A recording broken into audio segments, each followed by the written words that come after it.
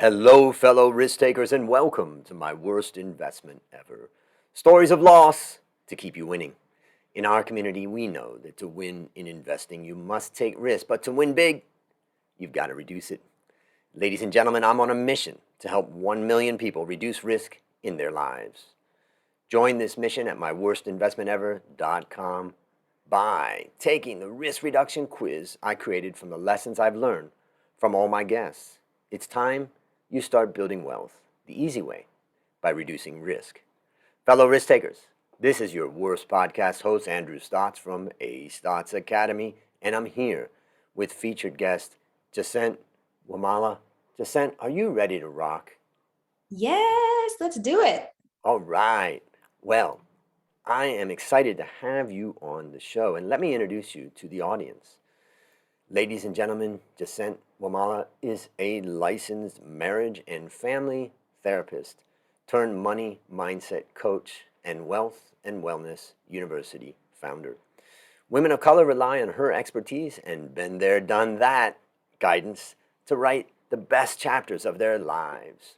With her by their side, they discover how to overcome debt, level up their income streams, and achieve impactful, life-changing financial freedom. Tap in with Jacent so she can teach you how to do the same. Her goal is to help her community become aware of the limiting beliefs and fears getting in the way of their financial freedom and empower them to create a plan to reach their goals. She does this by educating regularly on her podcast and Instagram page, both with the name Jacent Gems. Jacent, fill in a little bit more about your life. Tell us something interesting.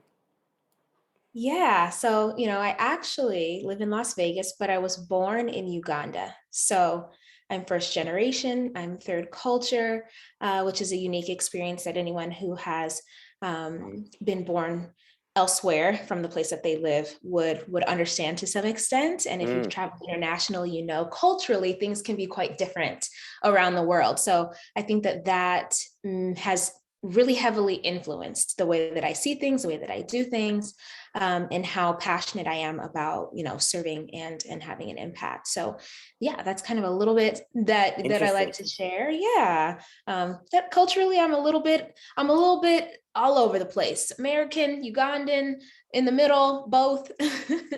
It's interesting because I've been teaching a lot of online courses over the last 5 years. And the number of students I've gotten from Africa, from all countries across Africa, has been amazing. And, I'm just curious, what is it that, I know a little bit about Kenya. I know a little bit about Nigeria. I know a little bit about South Africa because I've had more experience with people from there. What is the distinguishing feature from your perspective about Uganda relative to other countries in Africa? Well, Uganda is called the Pearl of Africa. And so I think prospectively, like everyone, well, I can't say everyone because I haven't been to all the countries, but we overwhelmingly have kind of a reputation for kindness, Hmm. for kindness and just being really friendly. And so I think that has something to say. I think it's really because of where we're located on the continent. So it's pretty tropical, right? It's almost like when you hear about people that live close to water, like they have a different energy about them. And so I think that's kind of what happens in Uganda is that because of the perfect weather, the great climate, like you could drop a seed in the soil and it'll grow the next day. I think because of the abundance that's in the country, that it kind of lends to the people having an abundant amount of energy Mm. and kindness. It's interesting because I always say almost the same exact thing of Thailand. The first thing is Thailand, almost 100% of the land in Thailand is arable land that can grow food. The second thing is the temperature is steady over the years Mhm. and the rainfall's pretty good. I mean, we do have a dry season, but you can get irrigation of water. So generally, food has been in abundance, and that changes the attitude of people really dramatically to go from the risk of scarcity versus there's always food. I mean, the way people greet each other is, have you eaten yet? So I love that. yeah, so it's an interesting one. And I just want to delve into one last thing before we get into the story. What is uniqueness or your kind of secret sauce about how, the people that you help and kind of what's your angle and why do people like to work with you instead of, let's say, working with, there's lots of people you can go to try to get help, but you have your own personal angle to that. What would that be so that the listeners who may resonate with your story, they can understand the value you bring and the uniqueness in the way you bring it? Yeah, the secret sauce. I will tell you, I think the secret sauce is the combination of my personal experience with, my, I guess, education and expertise and professional experience. So traditionally, I'm a licensed marriage and family therapist. I've been doing counseling since 2014 and I've been bridging the gap between mental health and money for personally since 2017 and with other people for other people since 2019 2020. Mm. And it's been that combination of understanding the psychology with the logistics and the financial component that has been what has helped people to actually make progress that has been long term, as opposed to kind of a flash in the pan, change something for 30 days and then go back to whatever you're doing before that. So it's really transforming someone's mindset instead of just saying change your habits, which is surface level. How can we help you to transform your mindset, which is getting to the root of the problem? Because then you'll be able to, for a longer time, be able to sustain and get good results. Love that, getting to the root. I have been through 2,000 hours of therapy. Can you imagine how messed up I First was season. before? When I was Everyone needs it. Everyone needs exactly it. when I was 16, and then the unique thing is that I didn't go through it as I got older. I went through it when I was 16, 17, and 18. And I went through it because I went through 3 different rehabs, and then I became a what they call like a technician or a supporting person to support Mhm. counselors that were licensed. And so I did that. And but when you talk about transformation versus surface, I love that because being stuck in a 7-month drug rehab that was run by some pretty amazing people that really kept a mirror in front of you. Just no matter where you went, that mirror was just always following you and feeding back to you and then really forcing you to look at these things, not in a sort of way, but just in a constant, relentless pressure. Like, when are you going to deal with what's inside you that's Mhm. causing all your problems, right? And I always say that I was able to reboot, and I left that treatment center at the age of 17. Now I'm 56. I've been sober for 39 years, and it worked. And it was the transformation below that surface level that allowed me to really build a life without a lot of baggage. And I got the tools on how to deal with all the issues that were coming my way, Mhm. whatever type of pain and grief was coming, as well as the highs of stocks going up and investments going up. I mean, I learned how to deal that. So I love your word, transformation. Mhm. Beautiful. It's huge. Yeah. Okay, well, now we know a little bit about you, and now it's time to share your worst investment ever. And since no one goes into their worst investment thinking it will be, tell us a bit about the circumstance leading up to it, and then tell us your story. Yeah, so like you mentioned, no one knows like what they're getting themselves into beforehand. And I think that's probably why you end up making the worst investment ever because you don't have all the information. And I think that's a huge component for me. So I feel like we have this checklist that we grow up with, whether it's society that gave it to us or our families. And the checklist says, go to school, check. Get your diploma, check. Go to college, get a degree, a good degree, right? So that you can get a good job. Check, check, check, right? And so we're going through life really just trying to check these boxes off. But the thing is that we were given the checklist and it was never something that we were taught or encouraged to reevaluate or to see like, did it fit for us? Does it work right now? Is this actually what I want to do? And so for me, I really think that it was being given a checklist and accepting it because I had to take it and make it my own, right? And say, okay, I own this now. I'm going to go on the scavenger hunt to go check these boxes off. So I accepted the standards that society gave to me. And so that's what I was doing in life. go to school, check, get a master's degree, check.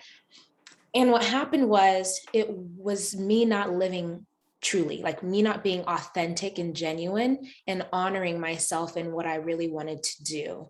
I was trying to please, whoever, whether it's my family, whether it's society, whether I thought I wanted to do. And so it was a combination of that plus the lack of information. So anyone who's gone to school, at least in America, knows that like they give out loans like candy for like, no one tells you, and you don't have the understanding to ask the right questions to get information that's going to help you make a fully informed decision.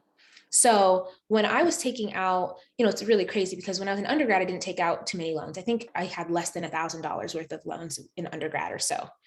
But I partially didn't take out loans in undergrad because I was like, if I go to grad school, I need to save these loans for grad school. Like, so that was even like distorted thinking. And there was no one telling me that it wasn't a thing, or like, hey, did you know you can like get scholarships, or there's other ways or whatever. And so, it was grad school that really did me in, essentially.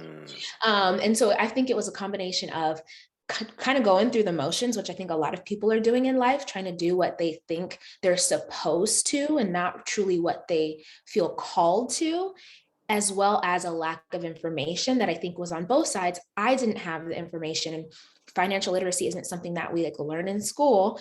Plus, I wasn't given the information in the process of acquiring and taking on, these loans when I was probably between 21 to 25, So where did you end up as far as kind of, let's kind of describe maybe your worst, the turning point when you realized like all is crushing in on you?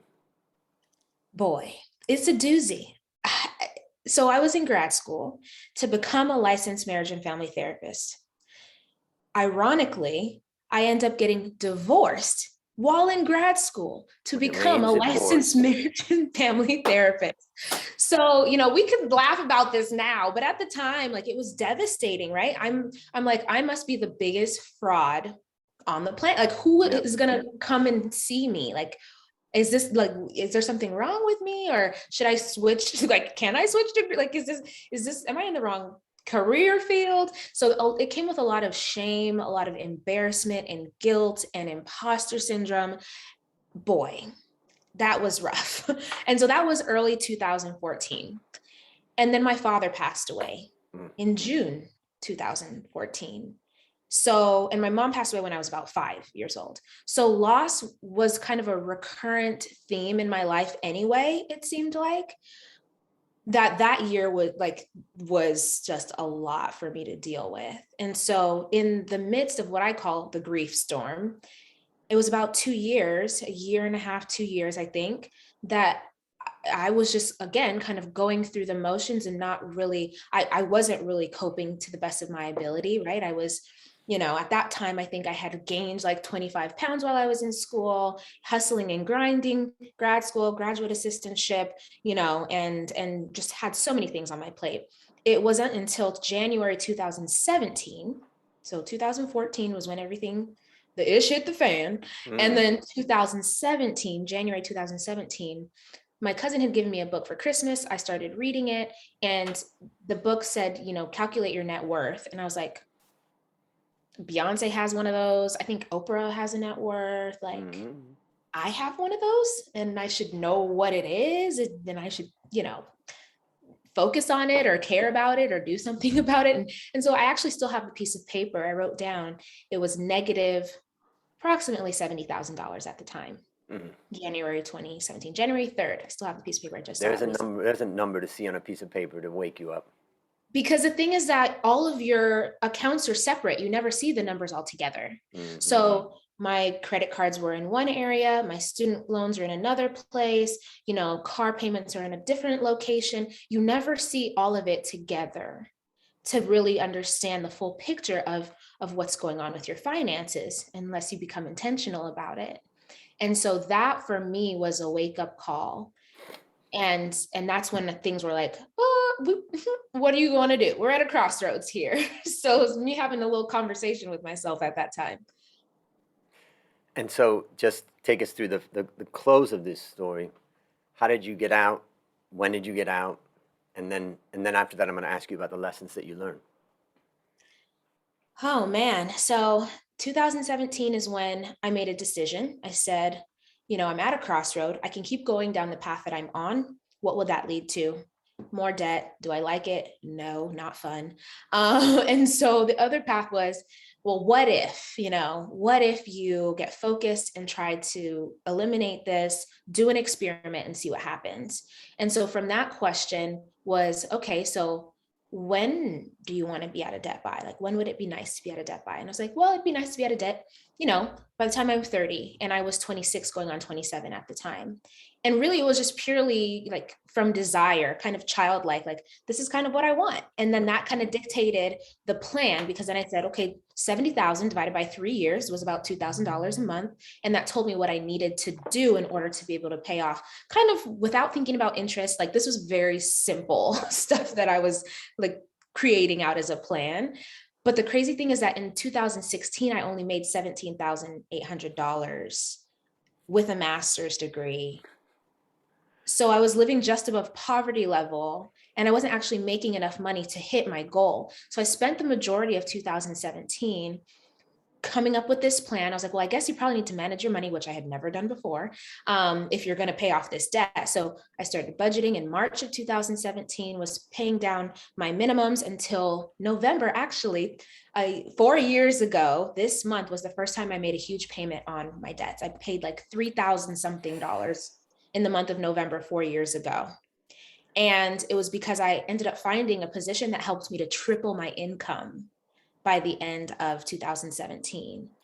And then from that point on, I went to work a lot. I journaled, daily. I did my affirmations. I was doing my visualization, all that fun stuff. But like, I went to work a lot of. I was working. That's how I paid off the debt. I'm looking back at your bio and I see level up their income stream. And that sounds like, exactly what you realize. I got to do this. Mm-hmm. That's awesome. So tell me, what lessons did you learn from this experience?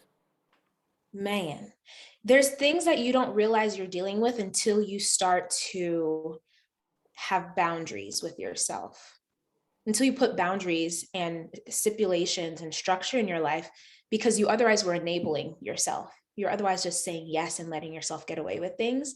So one of the kind of random things that I learned was like, I'm an emotional eater. Because what I used to do is if I had a rough day, I would go to Jack in the Box and get like mini churros.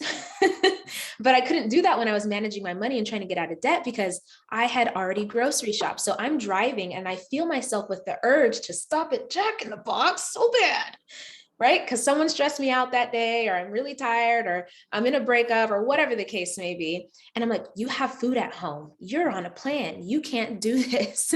And so that's something that I realized it's tough for people to be able to execute on their goals because it's going to require them to have boundaries with themselves to become their own parent as an adult. So what happens is that we become 18 or however old that we believe adulthood is, and we're like, I don't have parents anymore. Can I do get to do anything. whatever I want. But it's like, no. Your parents were training you to train yourself for the rest of your life. That's what they were doing, was trying to pass you the baton.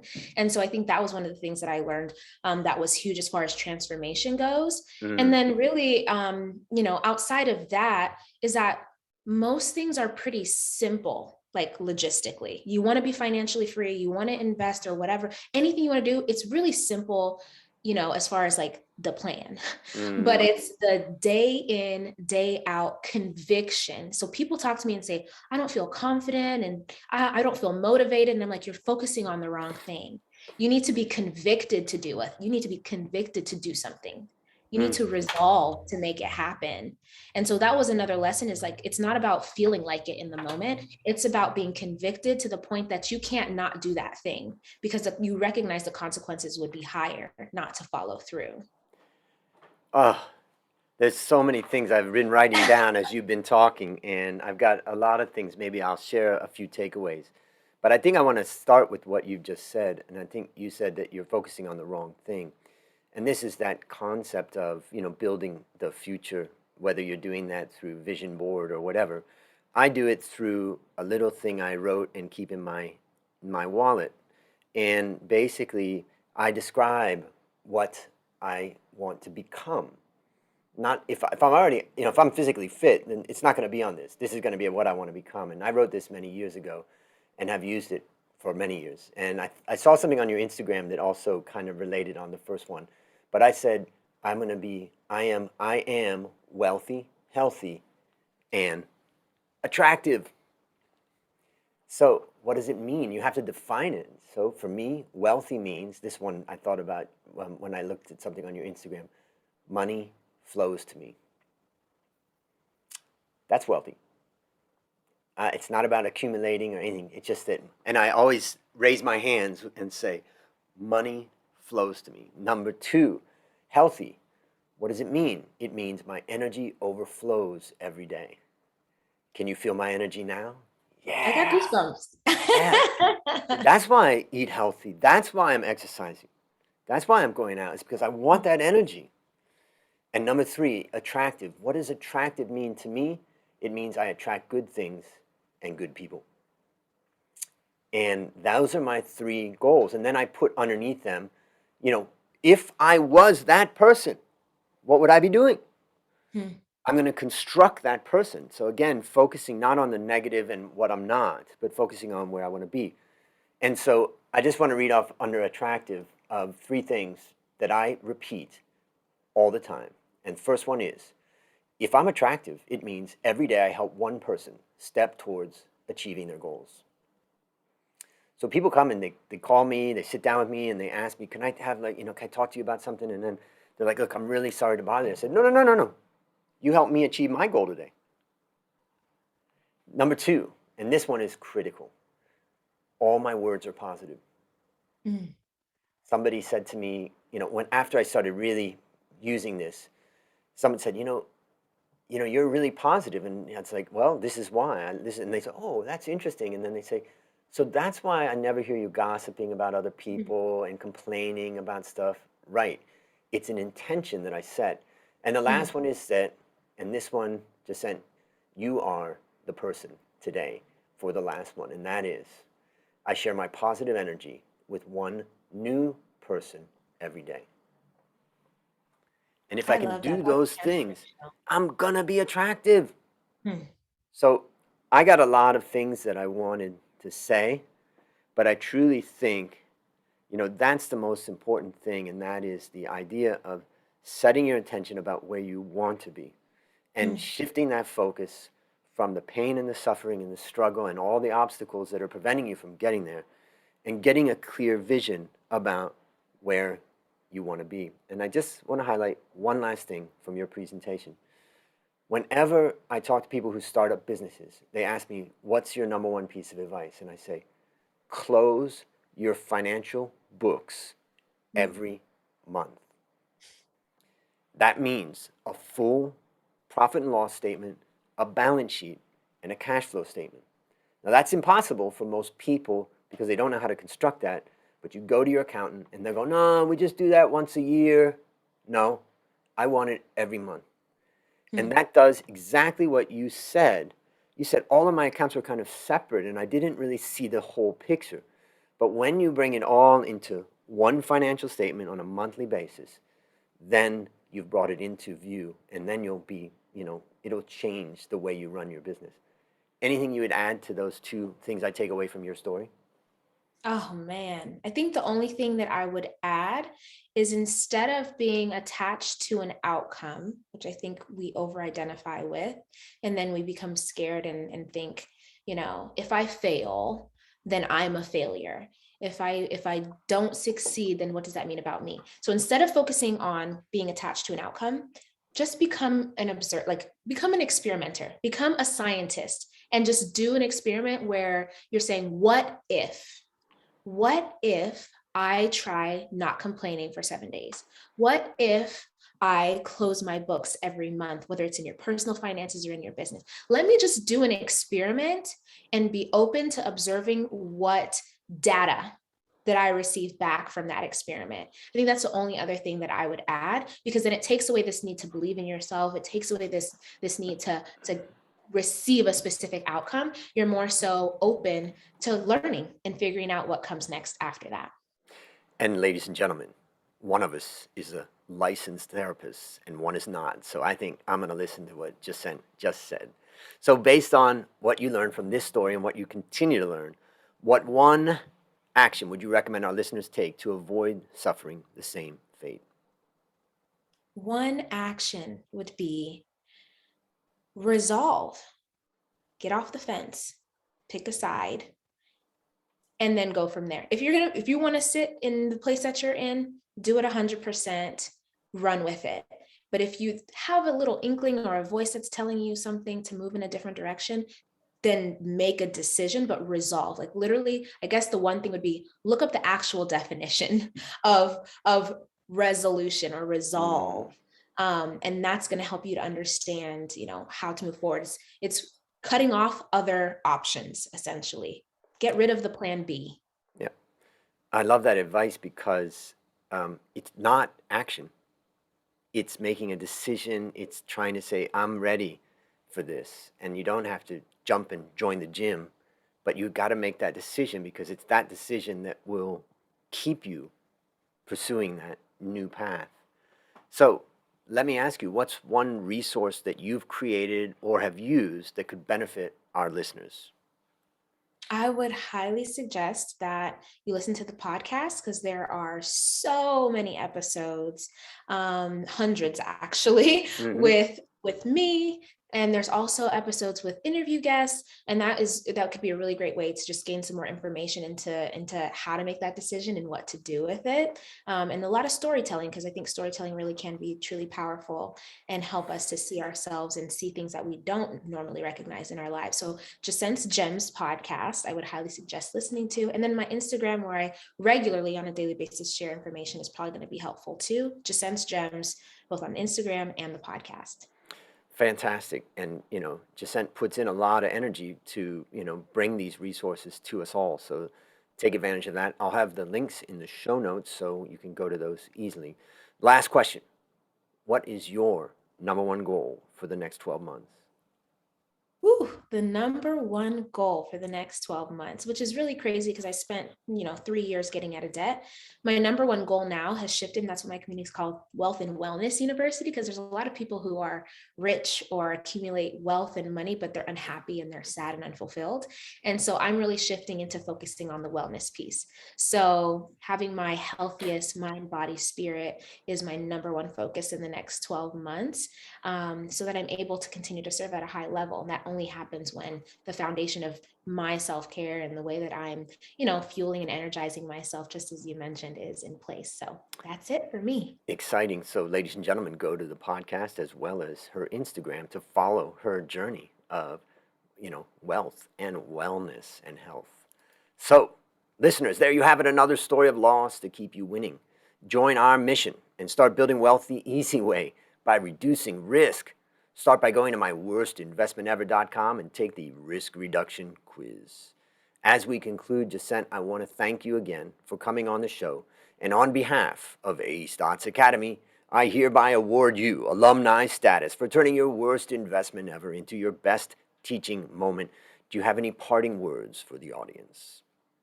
Yeah, for anyone listening, listen to that voice that's within you. The only way that you're going to feel fulfilled in your life is by following through on things that you have thought of and said that you wanted to do for yourself. So that's the only thing I would say is, if there's a little voice inside you telling you to do something that doesn't harm or hurt anyone else, that you should typically listen to it. Beautiful. And that's a wrap on another great story to help us create, grow, and protect our wealth. Remember, ladies and gentlemen, this podcast is about one guest, one story, one mission to help 1 million people reduce risk in their lives. Fellow risk takers, this is your worst podcast host, Andrew Stotz, saying, I'll see you on the upside.